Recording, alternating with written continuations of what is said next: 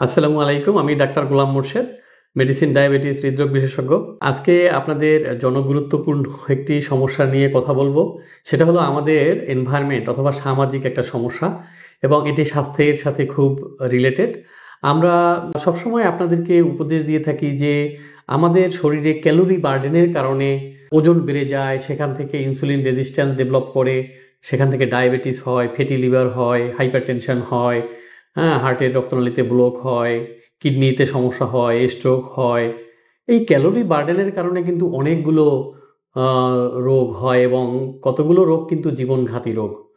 এবং যদি কারো ডায়াবেটিস হয়ে যায়, হার্টের সমস্যা হয়ে যায়, স্ট্রোক হয়ে যায়, আপনারা তো বুঝতেই পারছেন, কিডনির সমস্যা হয়ে যায়, তাহলে এগুলো আপনাদের সাংঘাতিক শারীরিক এবং আর্থিক ক্ষতি হয়ে যায়।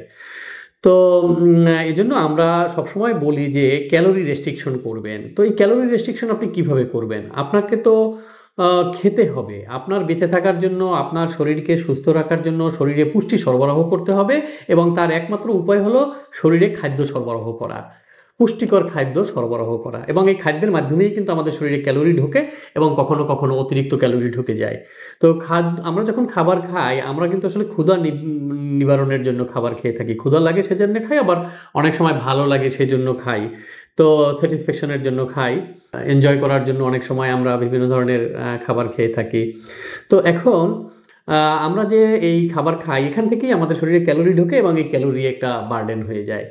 তো দুটো জিনিস এখানে, একটা হলো ক্ষুধা নিবারণের জন্য তো আপনাকে খেতে হবে, আপনি তো না খেয়ে পারবেন না, আপনার ক্ষুধা লাগলে খেতে হবে। দুই নম্বরে হলো মাঝে মাঝে আপনার একটা যে স্যাটিসফ্যাকশন, আপনি হয়তো একটা খাবারের স্বাদ নিতে চান, একটা ভালো খাবার, সেটাও আপনাকে একদম পুরোপুরি রেস্ট্রিকশন করে আপনি রাখতে পারবেন না। মাঝে মাঝে তো আপনাকে খেতে হবে মজার খাবারগুলো। তো এখন আমাদের তো ব্যালেন্স করতে হবে।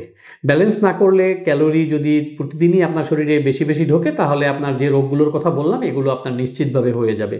তো আমাদেরকে খাবার সময় লক্ষ্য রাখতে হবে যে অপ্রয়োজনীয় যে জিনিসটি বেশি ক্যালোরি শরীরে দিচ্ছে, সেটিকে আমরা কাট ডাউন করতে পারি কিনা।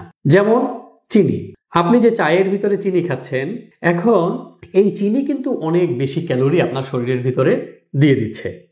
এবং এই চিনি আসলে আপনার জন্য কতটুকু প্রয়োজন? চা, কফি কিন্তু আপনার প্রয়োজন, এবং আপনি হয়তো রিল্যাক্সের জন্য হোক বা রিফ্রেশের জন্য হোক, আপনি চা কফি আপনি খেতে চান এবং খেতে পারবেন।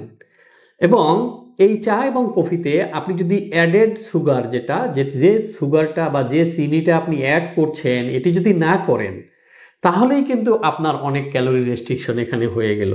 এখন স্বাদের ব্যাপারটা বলি।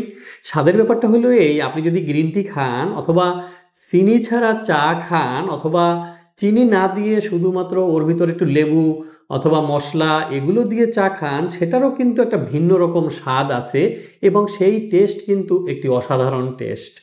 আর চিনি দিয়ে যদি আপনি চা খান, সেটাও মজা। যদি আপনি দীর্ঘদিন চিনি দিয়ে চা খেতে থাকেন, তাহলে এই চিনি দিয়ে চা খাওয়ার একটা মজা আপনার ভিতরে তৈরি হয়ে যাবে। আপনি লক্ষ্য করবেন যে চীনের মানুষ যে খাবারগুলো খায়, আপনার সেই খাবারগুলো কিন্তু ভালো লাগছে না। আবার আপনি যে খাবারগুলো খান, সেই খাবারগুলো কিন্তু ইউরোপের, স্পেনের কোনো মানুষের কাছে হয়তো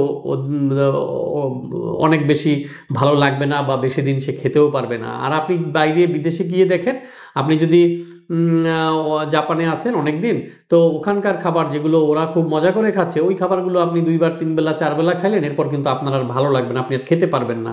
আপনার কাছে বিস্বাদ লাগবে, আপনি মরিয়াও হয়ে উঠবেন যে একটু ডাল ভাত মাছ মাংস সবজি এগুলো বাঙালি খাবার খাওয়ার জন্য। বিদেশে গেলে যেটা আমরা করি, বা আপনারা অনেকেই ফিল করেন।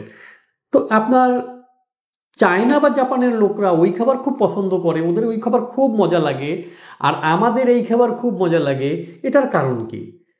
তার মানে হলো এখানে টেস্ট বার্ড একটা ব্যাপার আছে। আমাদের জিহ্বায় যে টেস্ট বার্ড রয়েছে, যেটা স্বাদ আমরা নিয়ে থাকি, স্বাদ গ্রহণ করি, এই টেস্ট বার্ডগুলো কিন্তু জন্মের আগে তৈরি হয় না। এগুলো কিন্তু, এটার ক্রিয়েশনটা হয় জন্মের পরে। যে আমরা ছোট সময় থেকে যে খাবারগুলো এখানে খাওয়া শুরু করি, এই খাবারগুলো আমাদের টেস্ট বার্ডে, ওই খাবারগুলো আমাদের মজার খাবার হিসেবে তৈরি হয়ে যায়। এইভাবে আমাদের টেস্ট বাডে আমাদের টেস্টটা তৈরি হয় এভাবে। তো এখন আপনি যদি দেখেন, দীর্ঘদিন চিনি না খান, চিনি ছাড়া চা খান লেবু দিয়ে বা মশলা দিয়ে, দেখবেন যে আপনার ওই চাই ভালো লাগবে। তারপরে যদি আপনি এইভাবে 2-1 বছর এইভাবে চিনি ছাড়া মশলা, গ্রিন টি বা মশলা টি অথবা লেমন টি এগুলো খান, হঠাৎ করে আপনাকে যদি এই চিনি দিয়ে চা দেওয়া হয়, আপনার কাছে খুব তিতা বা বিস্বাদ লাগবে, আপনার বমি বমিও আসতে পারে, আপনার ভালো লাগবে না খেতে, আপনি খেতে পারবেন না, মানে আপনার টেস্ট বাড চেঞ্জ হয়ে যাবে। তাহলে ভালো অভ্যাসটি আপনি কেন করবেন না? আপনার টেস্টকে চেঞ্জ করে নিতে হবে। তো এবং এই যে 1 চামচ বা 2 চামচ যেটা চিনি মিশ্রিত করেন, এখানে কিন্তু প্রচুর পরিমাণে ক্যালোরি। দেখা গেল আপনি ভাত কমিয়ে খাচ্ছেন বা ভাত খাচ্ছেন না, ভাত খেলে আপনার ওজন বেড়ে যাবে, হ্যাঁ, এই ভয়ে আপনি ভাত খাচ্ছেন না, কিন্তু চায়ের ভিতরে 2 চামচ চিনি দিয়ে দিলেন, দেখা গেল ওটা 2 প্লেট 1.5 প্লেট ভাতের সমান ক্যালোরি আপনার ঢুকে গেল শরীরের ভিতরে। ভাত থেকে তো তাও আপনি বিভিন্ন ধরনের ভিটামিনস পাবেন, আঁশ পাবেন, ফাইবার পাবেন, কিন্তু চিনি থেকে তো আপনি কিছুই পাবেন না, ক্যালোরি ছাড়া আর কিছুই পাবেন না, কোনো ভিটামিন নাই, কোনো আঁশ নাই, কিছু নাই। তো আমরা এই যে ছোট ছোট জিনিসগুলো, এগুলো যদি কাট ডাউন করতে পারি, আমরা এভাবে ক্যালোরি রেস্ট্রিকশন করতে পারবো।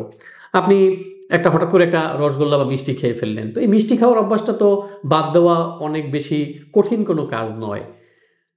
তো এখন যে প্রসঙ্গে আজকে আসলে আমি এই ভিডিওতে আলোচনা শুরু করছি, যে প্রসঙ্গটা আমি মূল আলোচনা করতে চাই, সেটা হলো যে আমাদের যে কালচার, আমাদের যে সোসাইটি, আমাদের যে ট্রেডিশন, মানুষের মন মানসিকতা, চিন্তা ভাবনা, এইখানে বড় রকম একটা সমস্যা আমি ফিল করছি। এবং সেটা হলো এই যে হয়তো আমরা কয়েকজন বসে চা খাবো, তো ওর ভিতরে একজন, হয়তো আমরা 3 জনের ভিতরে একজন বলে ফেললাম, হ্যাঁ চা দাও, আমাকে চিনি ছাড়া দিবা। বাকি 2 জন বলল যে আমাকে অল্প চিনি দিবা।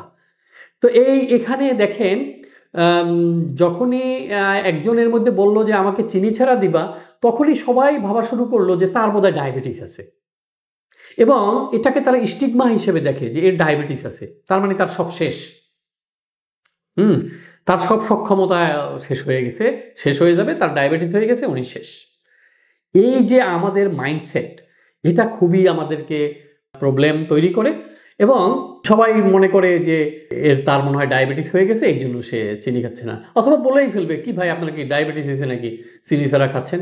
তো এই যে আমাদের যে কালচার, আমাদের মাইন্ডসেট, এটা আমাদেরকে কিন্তু এখান থেকে বের হয়ে আসতে হবে, এবং আমাদের সবাইকেই চিনি ছাড়াই চা খেতে হবে।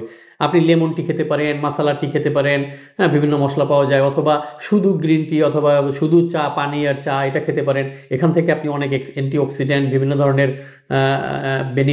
বেনিফিশিয়াল যে নিউট্রিয়েন্ট, সেগুলো শরীরের ভিতরে যাবে, আপনার কিন্তু ভালোই লাগবে। আপনার টেস্টকে চেঞ্জ করে নিতে হবে। আমরা ছোট সময় থেকে চিনি গুড় খেয়ে খেয়ে তো আমাদের টেস্টকে আমরা ওইভাবে করে ফেলেছি, এবং আমরা আসলে ডায়াবেটিসজনিক খাবার দাবার খাই, এবং প্রত্যেক মানুষের ডায়াবেটিস হচ্ছে।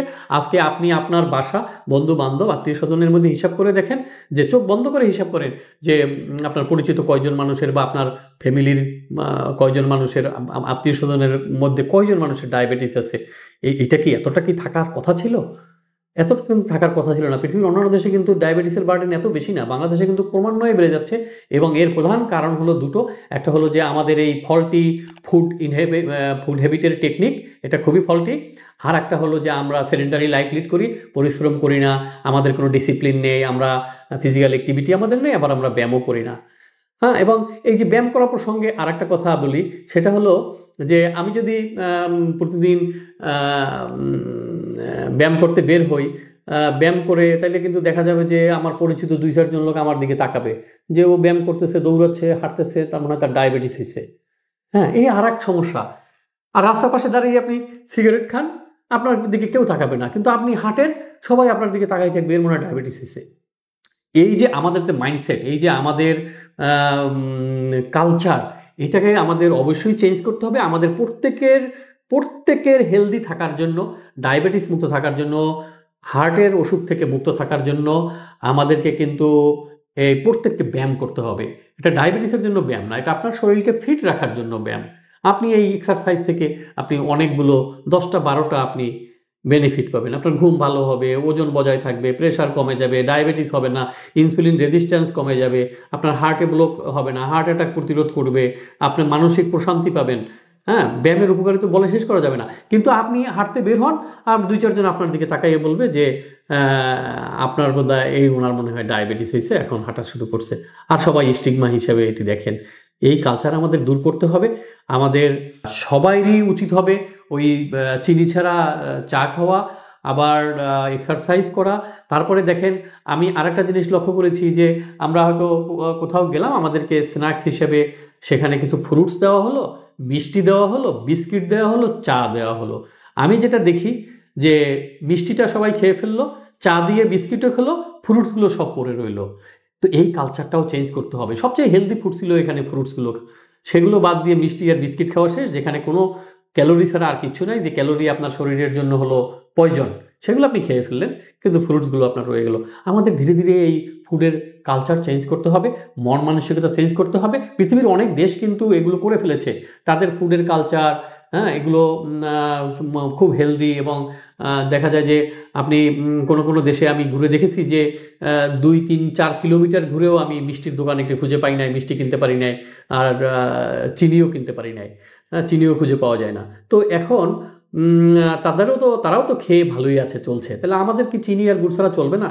মূল কথা হলো যে আমাদের মাইন্ডসেটটা চেঞ্জ করতে হবে এবং কালচার চেঞ্জ করতে হবে, এবং আমরা যেন অন্যের দিকে এভাবে বক্র দৃষ্টিতে না তাকাই যে এর ডায়াবেটিস হয়েছে এই জন্য সে ব্যায়াম করছে, এর ডায়াবেটিস হয়েছে সেজন্য সে চিনি ছাড়া চা খাচ্ছে। এই মানসিক দৃষ্টিভঙ্গির পরিবর্তন করতে হবে। ধন্যবাদ সবাইকে।